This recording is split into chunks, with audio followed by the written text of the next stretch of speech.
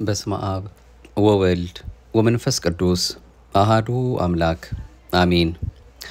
ክርስቶስ ተንሥአ እሙታን በአቢይ ኃይል ወስልጣን አሰሮ ለሰይጣን አጋዞ ለአዳም ሰላም እምይእዜሰ ኮነ ፍስሐ ወሰላም።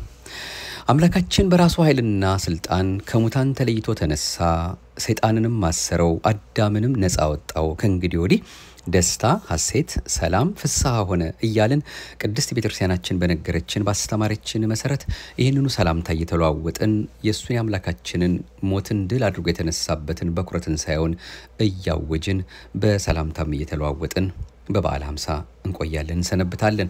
አሁንም አምላካችን ከበዓለ ትንሣኤው ረድኤት በረከቱ እንዲያሳትፈን በዚያም በትንሣኤው ብርሃን እንዲያመላልሰን ደጅ እየጠናን ለዛሬም በማህደረ ተዋህዶ እንደ ኦርቶዶክሳዊት ተዋህዶ ቤተክርስቲያናችን እምነት ስርዓትና ትውፊት በእያንዳንዳችን ልቦና አምላካችን ያሳድርልን ዘንድ ደጅ እየጠናን እሱን አጋዥ አድርገን እሱ እየመራን እሱ እያስተማረን እሱ ሕይወት እንዲሆነን አምላካችንን እየተማጸን የምንከታተለውን ለዛሬም በጥያቄና መልስ የቀረበልንን ወደ ዳግም ትንሣኤም የሚወስደንን መርሃ ግብራችንን ነው ይዘን የተመለስነው። ዳግም ይህችን ዕለት እንድናያት የፈቀደልን፣ እድሜውን ያበደረን፣ ቸርነቱን ያበዛልን፣ በይቅርታ ዓይኖቹ እየተመለከተ የዛሬን ቀን እንድናያት የፈቀደልን አምላካችን ቸሩ መድኃኔዓለም የትንሣኤው ጌታ በፈጠረልን አንደበት ተመስገን እንለዋለንና ለዚህ ያደረሰን እሱን ከምንም ነገር በላይ ለሱ የሚገባው ምስጋና ነውና ክብርና ምስጋና ለገናና ስሙ ከአጥናፍ እስከ አጥናፍ ከጠዋት እስከ ማታ ከዘላለም እስከ ዘላለም ከፀሐይ መውጫ እስከ ፀሐይ መጥለቂያ ድረስ ይሁንልን። ርርተ ህሊና ርርተ ልቦና ፊት የማያስመልሰው አንገት የማያስቀልሰው ዘወትር እኛን ከክፉ የሚጠብቀን ቃል ኪዳኗ በረከቷ አልተለየንምና አማላጅቱም መብርሃንም ስሟ የከበረ የተመሰገነ ይሁን።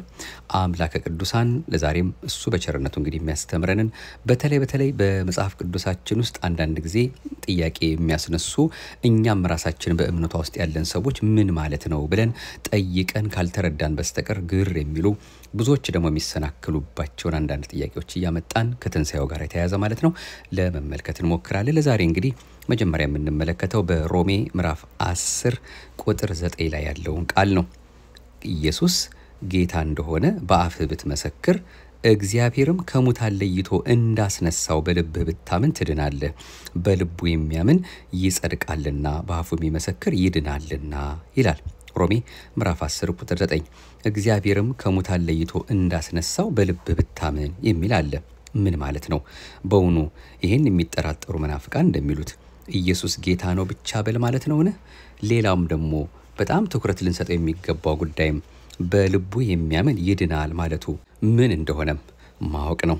በጣም ባጭሩ ሲብራራ ወደ ውስጥ ዘለቅ ብለን እንግዲህ ይሄንን ርዕስ እንደ አምላካችን ፈቃድ ስንሰማ ኢየሱስ ጌታ እንደሆነ በአፍህ ብትመሰክር ማለት ኢየሱስ ክርስቶስ የባህሪ አምላክ እንደሆነ በልብህ ብታምን፣ አንድም የባህሪ ገዥነቱን ብትቀበል፣ አንድም አብን ጌታ ፈጣሪ ገዥ ጠባቂ እንደምትል እኩል በሆነ መልኩ ወልድንም ብትል ማለትም ብለህ በሄንኑ ብታምን በልብ ብታምን ማለት ነው።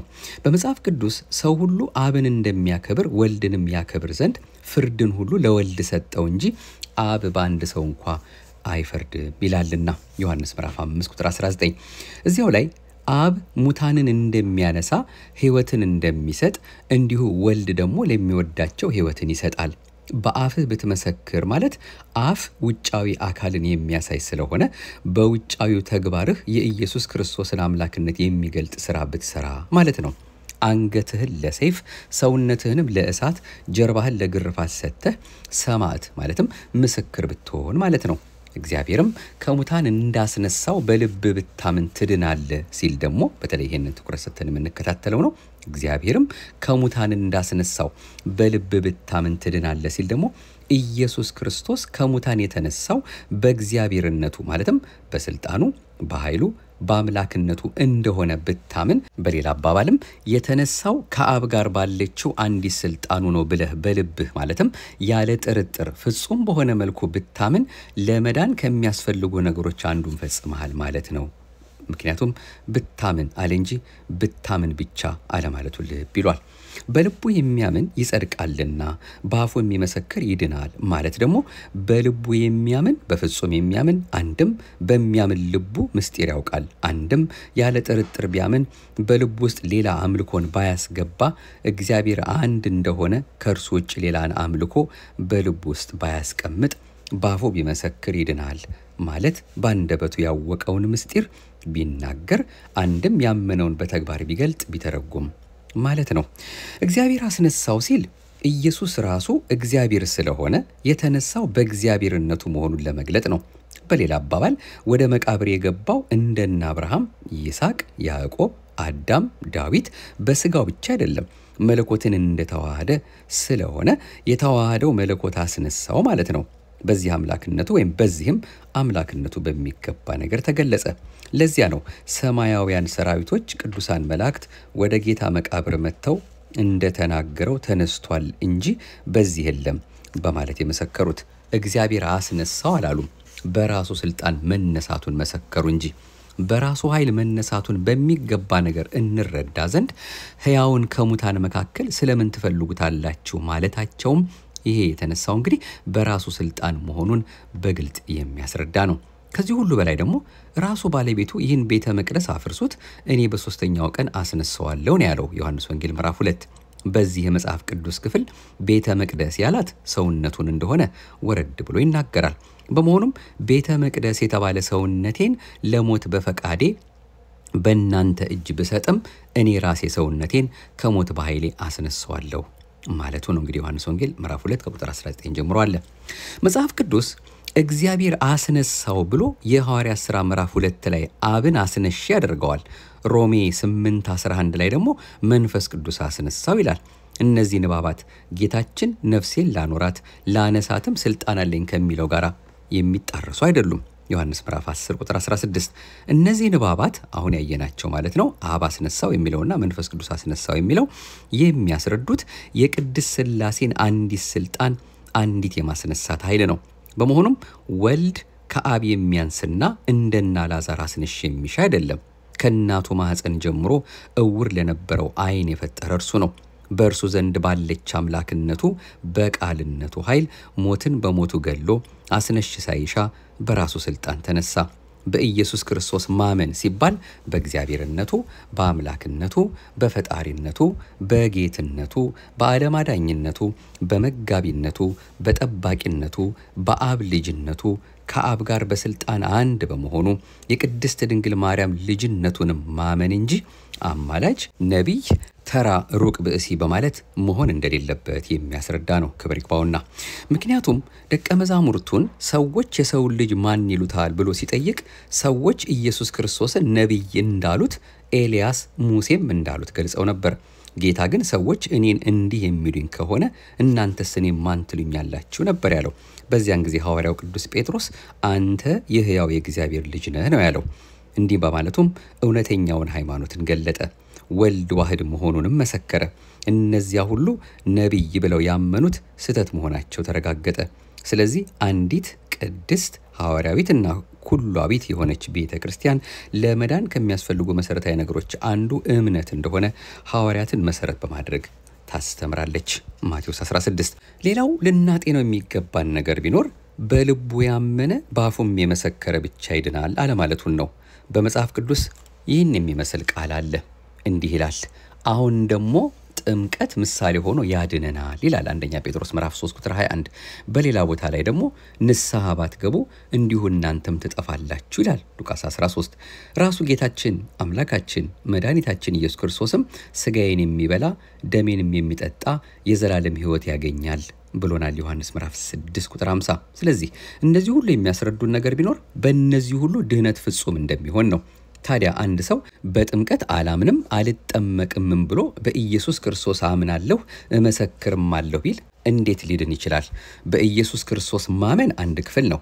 በመልካም ሥራ መዳን ደግሞ ሌላ ክፍል ነው። በንስሐም መዳን እንዲሁ። እነዚህ አንድ ላይ ሲሆኑ ግን አንድ የሆነውን ድህነት ይሰጡናል። ስለዚህ አንዱ ያለ አንዱ ብቻውን ሙሉ ሊሆን አይችልም። እምነት ያለ ሥራ እንዲሁም ያለ ሥጋው ደግሞ እንዴት ፍጹም ሊሆን ይችላል? ልክ አንድ ቤት ለመባል የበሩ መኖር ብቻውን በቂ ሊሆንለት አይችልም። ግድግዳውም ብቻውን ቤት አይባልም። በመሆኑም ቤት የሚለውን ሙሉ ቃል በር ነው ማለት እንደማይቻል ድህነት የሚለውንም ማመን ብቻ በማለት ልንገልጠው በፍጹም አንችልም። ቅዱስ ጳውሎስ እንዲህ ይላል፣ ስለ እርሱ መከራ ደግሞ ልትቀበሉ እንጂ በእርሱ ልታምኑ ብቻ አይደለም ብሎ እንደነገረን ፊልጵስዩስ ምዕራፍ 1 ቁጥር 29። የሰውነታችን የአካል ክፍሎች ጥቅማቸው የሚታወቀው አንድ ላይ ሲዋሃዱ እንደሆነ የእምነት፣ የመልካም ሥራ፣ የሥጋው ደግሞ የንስሐ፣ የጾም፣ የጸሎት ጥቅሙም የሚታወቀው በአንድነት ሆነው ድነት በተባለው ወይም የተባለውን ቤት ሲሰሩ ነው። የተቆረጠ እግር ስራውን እንደሚያቆም እምነትም ከላይ ከዘረዘርናቸው ነገሮች ከተለየ ጥቅም አልባ ነው የሚሆነው። ለዚህ ነው ቅዱስ ያዕቆብ ከሥራ የተለየ እምነት የሞተ ነው ብሎ የነገረን ያዕቆብ ምዕራፍ 2 ቁጥር 14። ይህንን እንግዲህ እግዚአብሔር አስነሳው የሚለውን አንዱን ጥያቄ በዚህ መልኩ ካየን እንደው ከሌላ ምንጭ ደግሞ ይህንን የሚያጠናክርልን ደግሞ ለማየት እንሞክር። እርሱን ኢየሱስን እግዚአብሔር አስነሳው የሐዋርያት ሥራ ምዕራፍ 2 ቁጥር 32። ይህን በመጥቀስ ነው እንግዲህ ጌታችን መድኃኒታችን ኢየሱስ ክርስቶስ በገዛ ኃይሉና ስልጣኑ ሞቶ እንዳልተነሳ የሚናገሩና እርሱ የመነሳት ኃይል እንደሌለው ሌላ አንሺ ኃይል እንዳስነሳው አድርገው የሚናገሩ ያሉት። ዳሩ ግን ቅዱስ ሉቃስም ሆነ ሌሎች ሐዋርያት ሲጽፉ ጌታችን ኢየሱስን እግዚአብሔር አስነሳው ብለው መናገራቸው መለኮት የተዋሃደውን ሥጋ ከሙታን አስነሳው ብለው መናገራቸው መለኮት የተዋሃደውን ሥጋ ከሙታን ለይቶ እንዳስነሳው ለመግለጽ ነው። ክርስቶስ ከሁለት አካል አንድ አካል ከሁለት ባህሪ አንድ ባህሪ መሆኑን እናምናለን። ስለሆነም እግዚአብሔር የሚለው ስም የአብ ብቻ መጠሪያ ሳይሆን የወልድም የመንፈስ ቅዱስም መጠሪያ ነው። ዮሐንስ ምዕራፍ 1 ቁጥር 1፣ የሐዋርያት ሥራ ምዕራፍ 20 ቁጥር 28 ሰው የሆነው እግዚአብሔር መሆኑንና ቤተ ክርስቲያንንም በደሙ የዋጃት እግዚአብሔር ራሱ እንደሆነ ይመሰክራሉ። እንግዲህ እግዚአብሔር ብሎ መለኮትን ለመግለጽ ተጠቀመበት እንጂ አብ ብቻውን ያለ ወልድና ያለ መንፈስ ቅዱስ አስነሺ፣ ወልድ ደግሞ በባህሪ ስልጣን ከአብ የተለየ ወይም ደግሞ አብ ብቻ ብርቱ ወልድ ግን ለመነሳት ስልጣን የሌለው ደካማ ነው ለማለት አይደለም። ጌታችን መድኃኒታችን ኢየሱስ ክርስቶስ በገዛ ፈቃዱ ለመሞቱ በገዛ ስልጣኑ ለመነሳቱ በዮሐንስ ወንጌል ምዕራፍ 10 ቁጥር 17 ላይ ተገልጿል። ስለዚህም አብ ይወደኛል፣ እኔ ሰውነቴን ለበጎቼ ቤዛ አድርጌ አሳልፌ እሰጣለሁና እንደገና አስነሳት ዘንድ እኔ ራሴ በፈቃዴ አሳልፌ እሰጣታለሁ እንጂ ከኔ የሚወስዳት የለም፣ ነፍሴን ከሥጋዬ ለያት አዋህጄም ላስነሳት ስልጣን አለኝና ይህን ትእዛዝ ከአባቴ ተቀበልኩ ብሏል። እንዲሁም ጌታ በስልጣኑ ከሙታን ተለይቶ እንደሚነሳም ሲገልጽ ጌታ ኢየሱስም ይህን ቤተ መቅደስ አፍርሱት በሶስተኛውም ቀን አነሳዋለሁ ብሎ መለሰላቸው። አይሁድም ይህ ቤተ መቅደስ በ46 ዓመት ተሰራ፣ አንተስ በ3 ቀኖች ውስጥ ታነሳዋለህን አሉት። እርሱ ግን ቤት ስለተባለ ስለ ሥጋው ነገራቸው። ከሙታን በተነሳ ጊዜም ደቀ መዛሙርቱ ስለዚህ እንደነገራቸው አሰቡ ይለናል ዮሐንስ ወንጌል ምዕራፍ 2 ቁጥር 19። እንግዲህ በ3 ቀኖች ውስጥ የሚያስነሳኝ አለ ሳይሆን ያለው ራሱ በስልጣኑ እንደሚነሳ መግለጹን እናስተውላለን። እንግዲህ ከብዙ በጥቂቱ ይሄንን ጥያቄ በዚህ መልኩ መለስ ነው ማለት ነው። ብዙ ጥያቄዎች ወይም ደግሞ ክርክር የሚያነሱ በተለያየ መልኩ እንደው ግልጽነት የሚያስፈልጋቸው የቤተክርስቲያን ትምህርት የሚያስፈልጋቸው ርዕሰ ጉዳዮችን እያነሳን ስለሆነ የምንነጋገረው አንዱ ደግሞ ዋናው እግዚአብሔርም ከሙታን ለይቶ እንዳስነሳው በልብ ብታመን የሚለውን በዚህ መልኩ አምላካችን የነገረንን ቅድስት ቤተክርስቲያናችን የምታስተምረንን ተከታትለናል። ቀጣዮቹ ጥያቄዎች ደግሞ እንዲሁ አይነት ልናብራራቸው የሚያስፈልጉ ናቸውና አሁንም እንጂ ጠቅሰን ወደ እነዚሁ ጥያቄዎች ምላሽ እንሂድ። ጌታችን መድኃኒታችን ኢየሱስ ክርስቶስ ሞትን ይሽረው ዘንድ በሥጋ ሞተ ማለት ምን ማለት ነው? የዚህን ጥያቄ ምላሽ የሚሰጡን መጋቤ ሐዲስ ቀሲስ መንግስቱ የሚባሉ የቅድስት ቤተክርስቲያናችን አባት ናቸው። በቤተክርስቲያን ከሚሰጡ ትምህርቶች ዜማ፣ ጾመ ድጓ፣ ቅኔ፣ አቋቋም፣ ዝማሬ፣ መዋሥዕት፣ ባሕረ ሐሳብ፣ ትርጓሜ መጽሐፍት የተማሩ ናቸው። አሁንም በአገራችን በኢትዮጵያ በአገልግሎት ላይ ያሉ ናቸውና እሳቸው የሰጡንን ምላሽ እንደሱ እንደ አምላካችን ፈቃድ እንዲንከታተላለን። በሥጋ ሞተ ማለት ምን ማለት ነው ለሚለው ሞት በብዙ መንገዶች ይተረጎማል። ቀጥለን እንመልከት። አንደኛ ዲያብሎስን በግብሩ ሞት ይለዋል። ስለዚህ በትምህርተ ኅቡዓት ከሙታን ተለይቶ ተነስቶ በሞቱ ሞት ዲያብሎስን አጠፋው በሚለው ኃይለ ቃል ሞት ዲያብሎስ እንደሆነ ያስረዳል። ሁለተኛው ሞት የተባለ ሞተ ሥጋ ነው። ይህን ሞት ቅዱስ መጽሐፍ ሞት ጠባያዊ ይለዋል።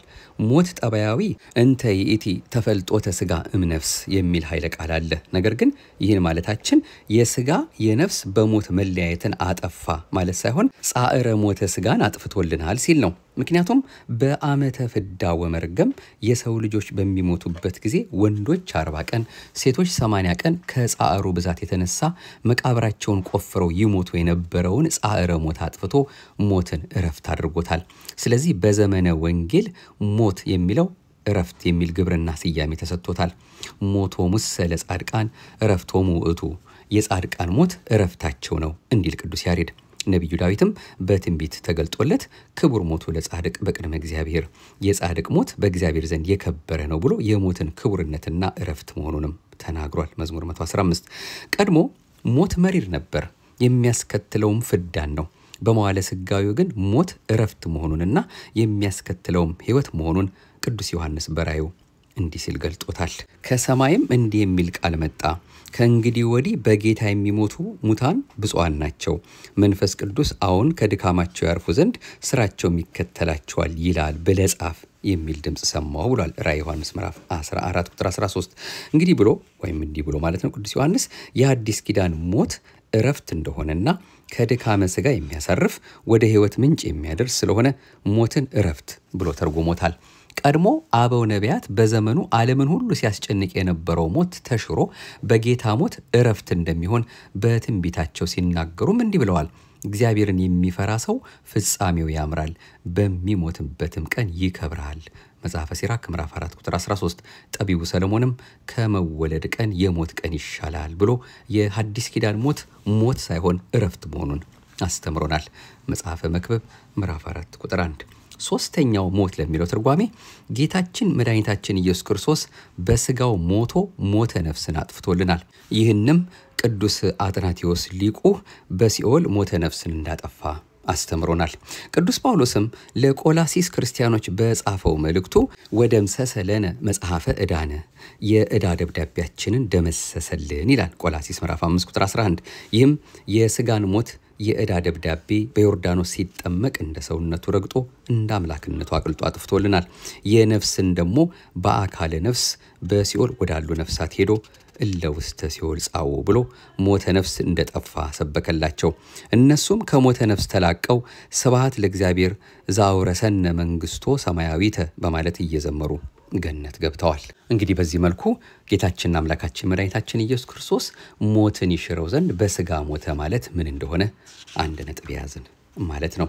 ሌላው እኚሁ አባት ከዚሁ ከትንሣኤ ጋር በተያያዘ እና ብዙዎቻችን የምንሰማውን ቃል ነግረው ያስረዱበት መልእክት ደግሞ ወይም በጥያቄ የቀረበው ደግሞ ሙስና መቃብርን አጥፍቶ ተነሳ ማለት ምን ማለት ነው ለሚለው ደግሞ ምላሹ ሙስና መቃብርን አጥፍቶ ተነሳ የሚለው ሲተረጎም ሙስና መቃብር ማለት ፈርሶ በስብሶ በመቃብር ኃይል ተይዞ አፈር ሆኖ መቅረት ሲሆን ጌታችን መድኃኒታችን ኢየሱስ ክርስቶስ ግን መግነዝ ፍቱልኝ መቃብር ክፈቱልኝ ሳይል ሙስና መቃብርን አጥፍቶ ተነስቷል። ለዚህም ሊቁ ቅዱስ አትናቴዎስ ወነሰተ ሙስና በውስተ መቃብር ብሎ አስተምሮናል። ቅዱስ ጳውሎስም ዘይማስን ሥጋ ዘኢይማስን ቃልን ገንዘብ ያደርግ ዘንድ አለውና ሙስና መቃብርን አጥፍቶ ለአብነት ለሙታን በኩር ሆኖ ተነስቷል ይላል አንደኛ ቆሮንቶስ ምዕራፍ 15። አሁን ግን ክርስቶስ ላንቀላፉት በኩራት ሆኖ ከሙታን ተነስቷል ብሎ በዚሁ በአንደኛ ቆሮንቶስ ምዕራፍ 15 ቁጥር 20 ላይ እንደነገረን ማለት ነው። እንግዲህ አንደኛ ቆሮንቶስ ምዕራፍ 15 ማለት በሙሉ ምዕራፉ የምታነቡት ከትንሣኤ ሙታን ጋራ ስብከታችን ሁሉ ከንቱ ነው ጌታችን ካልተነሳማ እያለ እያብራራ የሚናገረው እንዳለም ልብ ይሏል። ዋናው ሙስና መቃብርን አጥፍቶ ማለት ሙስና መቃብር ማለት ፈርሶ በስብሶ መቅረት ማለት ነውና ያንን አስቀርቶ በመቃብር ኃይል ተይዞ አፈር ሆኖ መቅረት ቀርቶ እርሱ አምላካችን የሙታን በኩር ሆኖ ተነስቶልናል ብለን የምናምንበት ነው።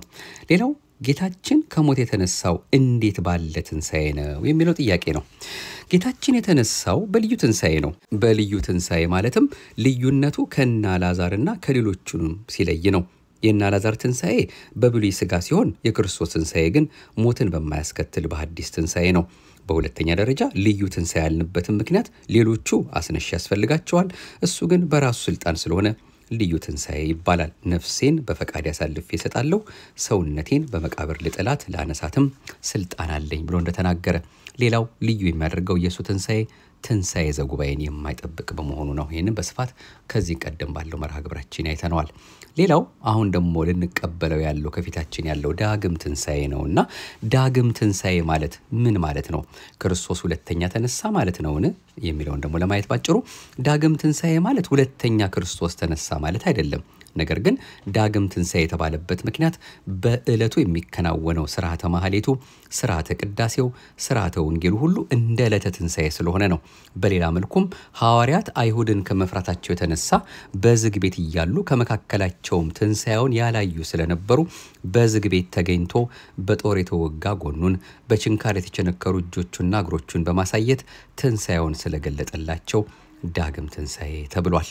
ዮሐንስ ወንጌል ምዕራፍ 20 ቁጥር 19 በተለይ ለቶማስ ና ጎኔን ንካ ና የተቸነከሩት እጆቼን እያመንክ እንጂ ያላመንክ አትሁን፣ ሳያዩኝ የሚያምኑ ብፁዓን ናቸው ብሎ አምላካችን የተናገረበት የመሰከረበት ሰላም ለእናንተ ይሁን ብሎ ትንሣኤውን በተዘጋ ቤት ገብቶ የገለጸበት ታላቅ ቀን ነው ዳግም ትንሣኤ የምንለው።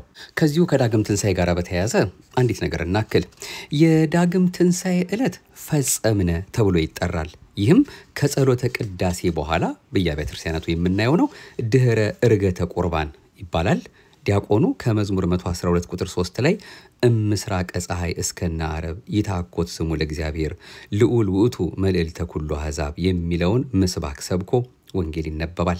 ከዚያም መዘምራኑ በዮሐንስ ወንጌል ምዕራፍ 17 ከቁጥር 4 ጀምሮ ጌታችን ኢየሱስ ክርስቶስ አባ ወአቡየ ግብር ዘወሀብ ከኒ ፈጸምኩ፣ እኔ ልሰራው የሰጠኸኝን ስራ ፈጽሜ በምድር ላይ አከበርኩ የሚለውን በማውሳት ይዘምራሉ። የሰሙነ ትንሣኤ በዓል አከባበር የሚጠናቀቀው በዚህ ዕለት በመሆኑ ዕለቱ ፈጸምነ ተብሎ ይጠራል። ይህም ደግሞ እንግዲህ ጌታችን መድኃኒታችን ኢየሱስ ክርስቶስ ደቀ መዛሙርቱ በዝግ ቤት ሳሉ በመካከላቸው ተገኝቶ ዳግመኛ የተገለጠበት እንዲሁም የሐዋርያው ቶማስ ምስክርነት የሚታሰብበት በመሆኑ አግቦተ ግብር ተብሎ ይጠራል። ክርስቲያኖች ሰሙነ ሕማማትን በጸሎትና በስግደት ስለሚያሳልፉ ሰሙነ ፋሲካን ደግሞ በተላ ደስታ ያከብራሉ። ስለዚህም በግብርና የሚተዳደሩ ክርስቲያኖች ከተጽኢኖ ዓርብ ጀምሮ ከሆሳዕናው ዋዜማ ማለት ነው ተጽኢኖ ዓርብ እስከ ዳግም ትንሣኤ ባሉት ዕለታት ምንም አይነት ተግባረ ሥጋ አይሰሩም። በዳግም ትንሣኤ ማግስት ሰኞ ዕለት ከተጽኢኖ ጀምሮ ተደፍቶ የሰነበተው ወፍጮ ተነስቶ ለዘወትር ተግባሩ ይሟሻል። በዚህም የተነሳ ምዕመናን ይህን ዕለት ኩበት ወረራ ወይም ወፍጮ ማሟሻ በማለት ይጠሩታል። በዳግም ትንሣኤ ደግሞ ከጸሎተ ቅዳሴ በኋላ ልዑካኑ ወደ ቅኔ ማህሌት ወርደው ጸሎተ አኮቴት ያደርሳሉ። በመቀጠልም መዘምራኑ መዋሥዕት ያደርሳሉ። በስርዓቱ መጨረሻም መሪ ጌታው 3 ጊዜ አዋጅ አዋጅ አዋጅ የጌታ ቸርነቱ 40 ጾሙ 50 ብሉ ማለቱ 40 ጻጾት እንበላ አጥንት ጻጾት ማለት የዶሮ ጫጩት ማለት ነው 50 ጋን ጠላ እንበላ ተላ ጅራቱ ምድር አብስ ቀንዱ ሰማይ ጠቀስ ያናርዳችሁ አወራርዳችሁ ንስሐ አባታችሁን ጠርታችሁ ዋሉ ይህንን ስላልኳችሁ ጦም አትዋሉ ዘር አትምተሩ በማለት በታላቅ ድምጽ ያውጃሉ። አወራርዳችሁ ማለትም ይህን ስላልኳችሁ ጦም አትዋሉ ማለቱ ከማናንሼ ወይንም እንዲህ ከተባለ በማለት ቤተሰብን በማስራብ ደግሶ ማብላት እንዳይገባ የተሰጠ ምዕዳን ነው። እንዲሁም ደግሞ አትምተሩ የሚለውም ለቀጣይ ማለትም ዘር አትምተሩ መባሉም ለቀጣይ ዓመት ምርት ዘር የሚሆን ሳታስቀሩ ያላችሁን ጨርሳችሁ አትደግሱ ማለት ነው። እንግዲህ ከዳግም ትንሣኤ ጋር በተያያዘ ያው ትውፊቱም ባህሉም ምን እንደሚመስል እንደው ለማየት ያህል ነው። አሁንም ጊዜው ስለሆነ እዚያው ላይም ስለደረሰን ዳግም ትንሣኤን በተመለከተ የምናክለውን ነገር አጠንክረን እንይ። የትንሣኤ ሁለተኛው ሳምንት ዳግም ትንሣኤ ይባላል። ይኸውም የትንሣኤው ምስጢር ለሁለተኛ ጊዜ ለሐዋርያት የተገለጠበት ስለሆነ ነው። ዮሐንስ ወንጌል ምዕራፍ 20 ቁጥር 24 መድኃኒታችን በትንሣኤው ዕለት እንዲሁም ለሁለተኛ ጊዜ በተገለጠበት ዕለት በዳግም ትንሣኤ ሰላማቸው ለተወሰደባቸው ደጃቸውን ዘግተው ለተቀመጡት ተማሪዎቹ ሰላም ለእናንተ ይሁን አላቸው። የተቸነከረ እጁን በጦር የተወጋ ጎኑን አሳያቸው። ይህ የሆነው የትንሣኤው ዕለት ከሆነ ቶማስ በዕለቱ ስላልነበረ ደቀ መዛሙርቱ ጌታን አይተነዋል ከሙታን ተነስቷል ቢሉት የችንካሩ ምልክት በእጆቹ ካላየው ጣቴን በችንካሩ ምልክት ካላስገባው እጄንም በጎኑ ካላስገባሁት አላምንም አላቸው ቶማስ። ይህን ተናግሮ ሳይጨርስ ሁሉን አዋቂ ጌታ በዝግ ቤት ገብቶ ቶማስን የምታምን እንጂ ተጠራጣሪ አትሁን፣ ጣትን ወደዚህ አምጣና እጆቼን እይ፣ ያመንኩን እንጂ ያላመንክ አትሁን አለው። ቶማስም መለኮት የተዋሃደውን ሰውነት ሲዳስስ እጆቹ ከእሳት እንደገባ ላስቲክ ኩምትር አሉ። በዚህ ጊዜ ጌታዬ አምላኬ ብሎ ሃይማኖቱን ገለጠ። ጌታም ስላየኸኝ አምነሃል፣ ሳያዩኝ የሚያምኑ ብፁዓን ናቸው አለው። የቶማስን አእምሮም ሰላም ሰጠው። ክርስቶስን አምኖ መኖር በራሱ የሰላም ሰው መሆን ነው። ምክንያቱም እርሱ የሰላም አለቃ ነውና። ኢሳይያስ 9 ቁጥር 6 ሐዋርያውም የሰላም አምላክ ይለዋል። ሮሜ 15 ቁጥር 33፣ ሮሜ 16 ቁጥር 20። ሰላማችን ክርስቶስ በተወለደ ጊዜ የተዘመረው መዝሙር ወሰላም በምድር ስምረቱ ለሰብ የሚል ነበር። የሉቃስ ወንጌል ምዕራፍ 2 ቁጥር 3 የፍጥረት ሁሉ ሰላም ክርስቶስ እሱን በማመን ልቦናችን ይጸና ዘንድ ሲያስተምረን ልባችሁ አይታወክ፣ በእግዚአብሔር እመኑ፣ በእኔ ደግሞ እመኑ አለ ዮሐንስ 14። ከእርሱም የምናገኘው ሰላም ከዚህ ዓለም ሰላም የተለየ መሆኑን ሰላሜን እሰጣችኋለሁ፣ እኔ የምሰጣችሁ ዓለም እንደሚሰጣችሁ አይደለም ሲል ነግሮናል።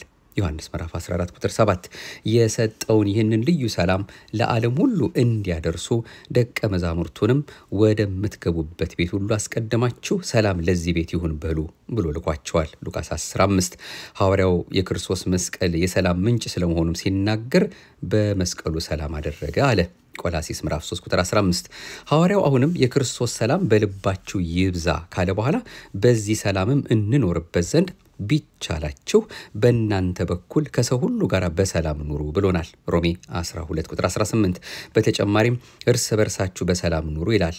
አንደኛ ተሰሎንቄ ምዕራፍ 5 ቁጥር 13፣ ሮሜ ምዕራፍ 5 ቁጥር 1 የህይወት ሰላም የሌላቸው በክርስቶስ ሞትና ትንሣኤ የተገኘውን የክርስቶስን ሰላም መያዝ እንደሚገባቸውም ሊቆ ሲናገር ኦ ንጉሠ ሰላም ኢየሱስ ክርስቶስ ሰላመከ ሀበነ፣ የሰላም ንጉሥ ሰላማዊ ኢየሱስ ክርስቶስ ወይ ሰላምህን ስጠን ብሏል። እንግዲህ ዳግም ትንሣኤ መባሉ ጌታችን ሳምንቱን ተሰውሮባቸው ሰንብቶ በዝግ ቤት እያሉ ዳግመኛ ስለተገለጠላቸው ይህን ስያሜ አግኝቷል። ውስተ ምስጢሩ ግን ከእሁድ ከቀዳማይ ትንሣኤ ጀምረው ቢቆጥሩ 8 ቀን ይሆናል።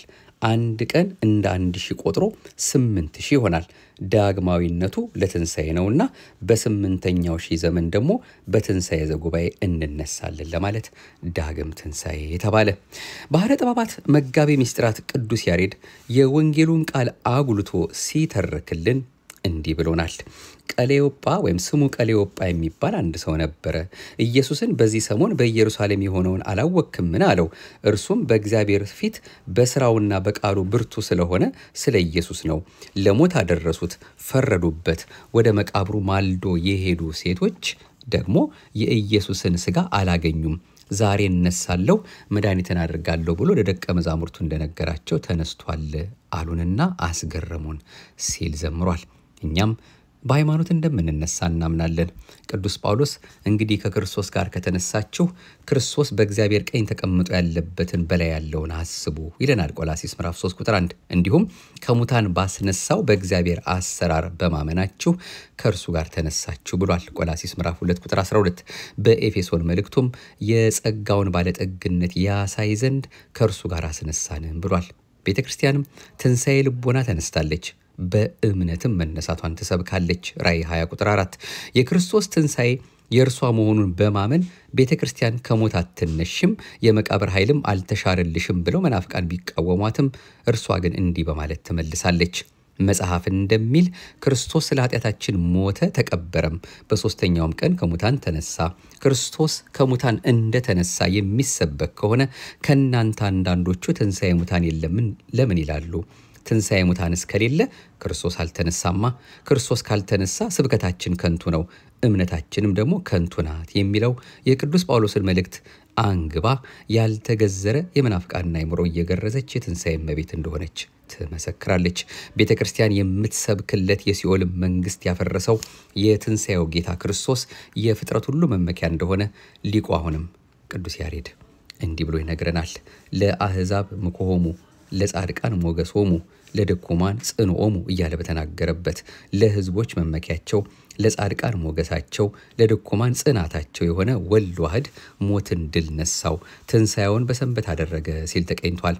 ዳግመኛም የአዳምን መቃብር ረግጦ ከሙታን ተለይቶ ተነሳ፣ በትንሣኤውም ሰላምን አደረገ፣ ለጻድቃንም አበራ በማለት ዘምሯል።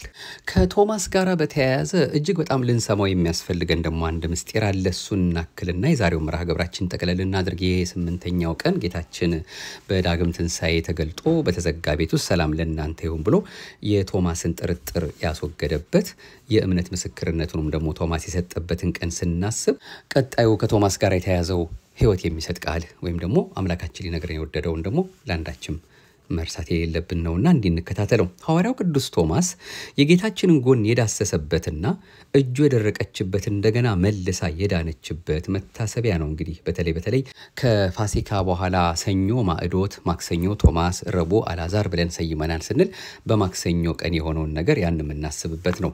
ለቶማስ ታሪክ መታሰቢያ ይሆን ዘንድ ዕለቱ ቶማስ ተባለ። ታዲያ ምንም እንኳ ታሪኩ የዳግማ ትንሣኤ ቢሆንም አበው ታሪክ ከታሪክ እንዳይደራረብ ብለው ይህን ዕለት ቶማስ ብለው ታዲያች ማክሰኞዋን ማለት ነው። ቶማስ ማለት ፀሐይ ማለት ነው። የቀድሞ ስሙ ዲዲሞስ የሚል ነበር፣ ጨለማ ማለት ነው። ቁጥሩ ከ12ቱ ሐዋርያት ነው። ቶማስ ትንሣኤ ሙታን የለም ብለው ከሚያምኑ ከሰዱቃውያን ወገን እንደነበር ይነገራል። የጌታችን ትንሣኤ ያየው ጌታችን ለሐዋርያት በተገለጠ በስምንተኛው ቀን ነው። ነገር ግን በዚህ ቀን እንዲከበር መምህራን ሥራ ሰርተዋል። ማቴዎስ ምዕራፍ 10 ቁጥር 1፣ የዮሐንስ ወንጌል ምዕራፍ 20 ቁጥር 24፣ የሐዋርያት ሥራ ምዕራፍ 1 ቁጥር 13፣ የማቴዎስ ወንጌል ምዕራፍ 22 ቁጥር 25።